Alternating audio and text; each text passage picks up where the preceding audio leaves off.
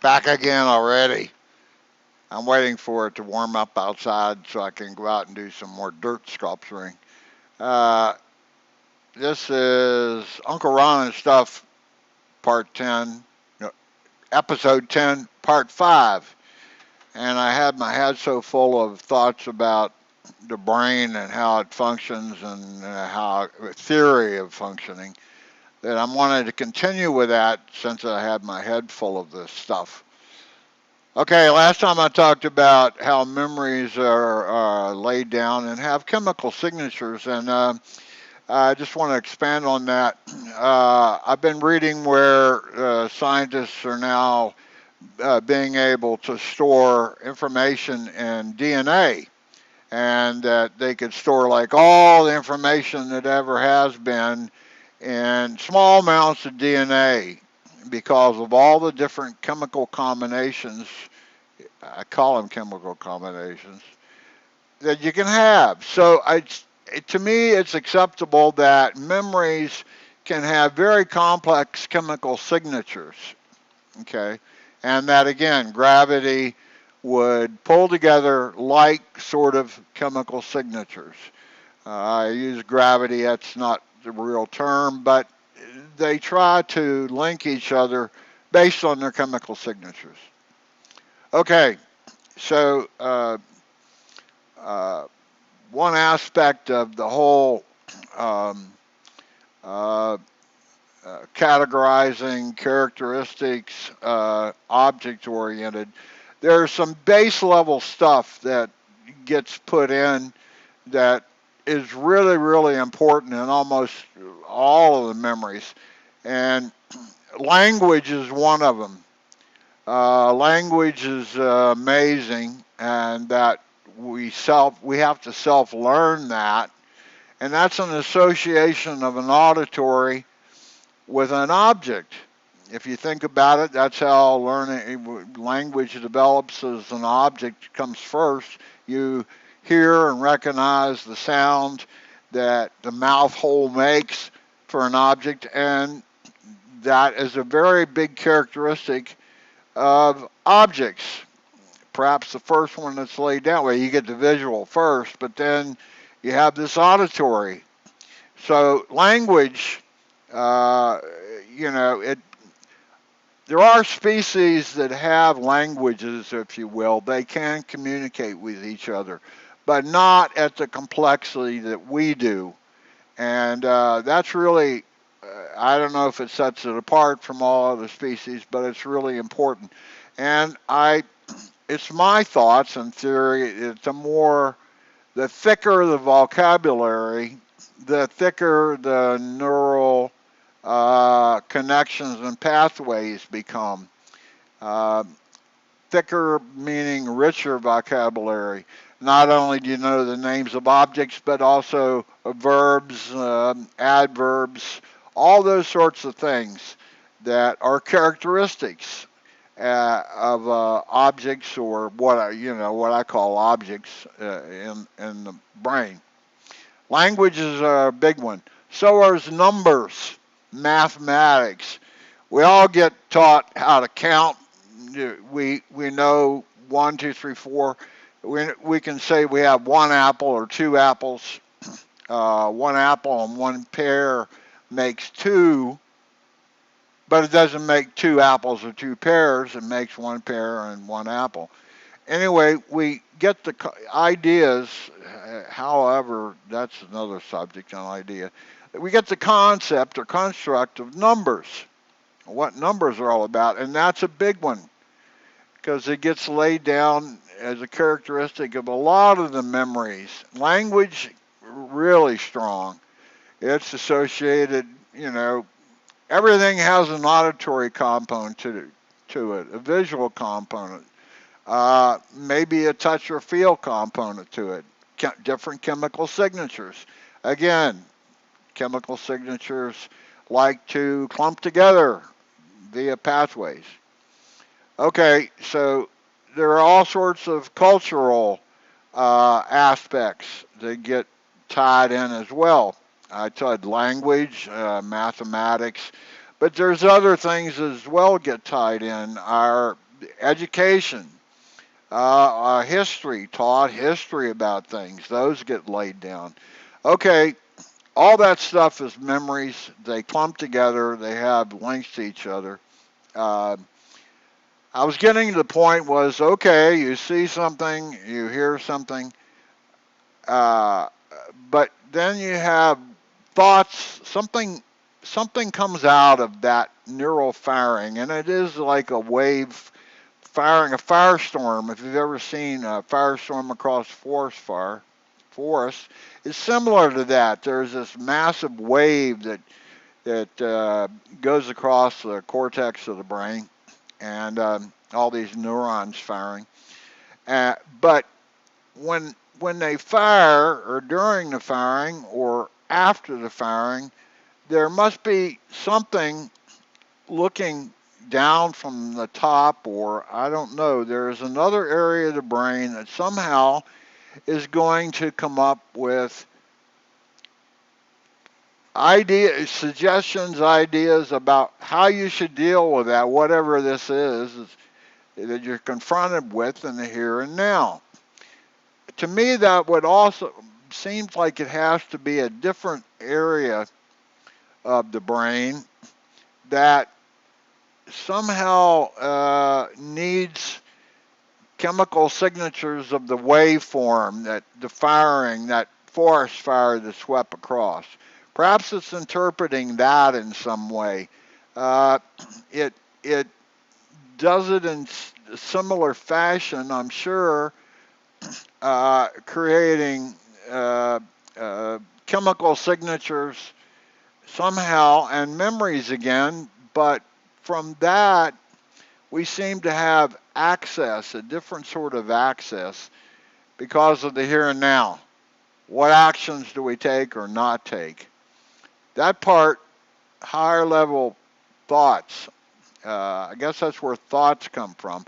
And that has to be, I don't know that it's directly connected to the memories, the sublevel memories. It could be a separate portion of your brain that just watches the firestorm sweep across and interprets it in some way based again on memories of that it created at some super level set. I don't know exactly what I'm trying to get at here, but you understand the concept, I hope.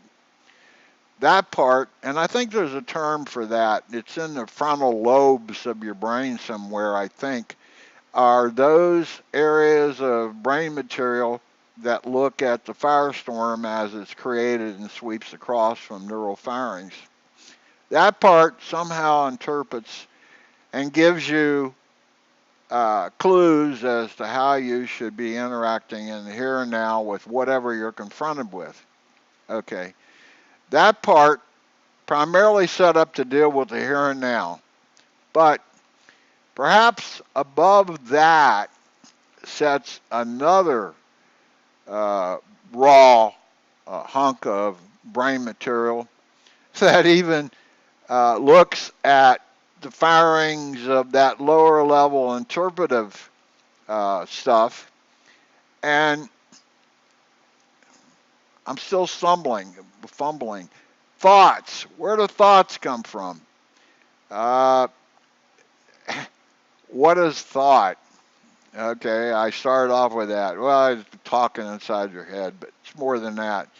If scientists, Einstein, coming up with the idea of space and time, and that space had characteristics. Space is empty. Intuitively, we all know space is just the emptiness between things. It has no characteristics. That's not true, as it turned out. And that space and time are connected. How do you think of that? Where can that come from? I guess, thoughts then, if you sit around thinking about this stuff like Einstein did, uh, thoughts on space, empty space, or thoughts about time. How does time work? We start off with clocks. Everybody knows about time. Time is a big one. We all know clocks, and time gets factored into memories all over the place. You'll remember when, maybe not the day, but you remember you were young or old, or you remember you were on a camping trip and it had time associated with it. Memories are, in fact, time based uh, chemical signatures. Okay? So, in this higher level brain material that looks at the cascade of firings, which gives you information on how you should deal with the here and now. Then maybe perhaps above that is another set of material that's looking at what you did in response. In fact, the response probably gets made into memories that you lay down in the lower level stuff, which then gets linked again to what your memories were, because your memories keep building up out of the here and now. But some higher level brain material that has a slightly different function, looks at the wave firings, the summation of them in some way. But then you lead up to the top where you you can come up with new things that are built out of esoteric stuff of the firings. For instance, thinking about space and time. Einstein said space and time are expanding, and there's plenty of math and constructs and principles that you can use to equation that and prove that, sort of. But the whole idea that you could think about things and come up with new ideas, new thoughts, that is what's really interesting about the brain and what computers have a hard time doing. They don't think like that. Now, there are all sorts of artificial intelligence concepts where we're going to try to mimic. I'm having trouble hearing. Yeah. Can you say that again? We're all going to, the AI stuff is all going to attempt to mimic in some fashion the operations that occur in our brain. But we don't know exactly how that happens, so it's going to be a struggle. We have to take a different approach to it. But again, most all of them have objects involved and large amounts of memory or data that are plowed through. And but how you come up with original material out of that, something that's embedded down in there that you can somehow pull out and glean as new knowledge or a new thought. That one I struggle with, and I'm not sure how that happens. I have to say it's got to be different areas of the brain, the frontal lobes, and how, why do we even have an area that allows thought? Again, it's got to be a survival technique, a tool. The brain has to be set up for survival, so it's got to be related to that. And like in the movie 2001, there was a scene very early in this where the apes, pre-man, uh, the first sort of thought, if you will, was extension of the arm or tools, use of tools. And, uh, picking up a stick to reach farther. Uh, that was a thought that somehow, like, okay, I need to reach farther than I can with my arm. Well, how do I do that? That questions. Maybe questions are, is that inherent in the construction of the higher level uh, uh, material? Questions? Maybe. How do we do this? How do we do that? Uh, uh, Tool making. Tool making came first. Uh, I can throw a rock at you. I don't have to be right close to you to bash you upside the head. I can throw a rock at you. That currents. Uh, Making the connection. I need to whack that guy, but he's way over there. But all around my feet, I keep stumbling over rocks. And it's like, one and one and one and one and go bang equals 3. Aha! I can pick up this rock and I can throw it. How did that happen? Higher level, it had to have been a question. I have a problem, a survival issue. How do I deal with it? The brain has to allow questioning. And the questions then result in new thoughts, which are summed up and rely on the memories that you have. It has to be that way. Uh, this is a long one. I promise no more today. This is episode 10. Episode 10, part 5, related to thoughts. So I talked about higher level setting above the firestorm of just memory firings, and then even a higher level setting above that somehow allows questioning. And I think it's probably the most important part because it has to do with survival. It has questions related to survival, and over time it's evolved to allow us to question everything and anything. But questions, I think, are the key element here.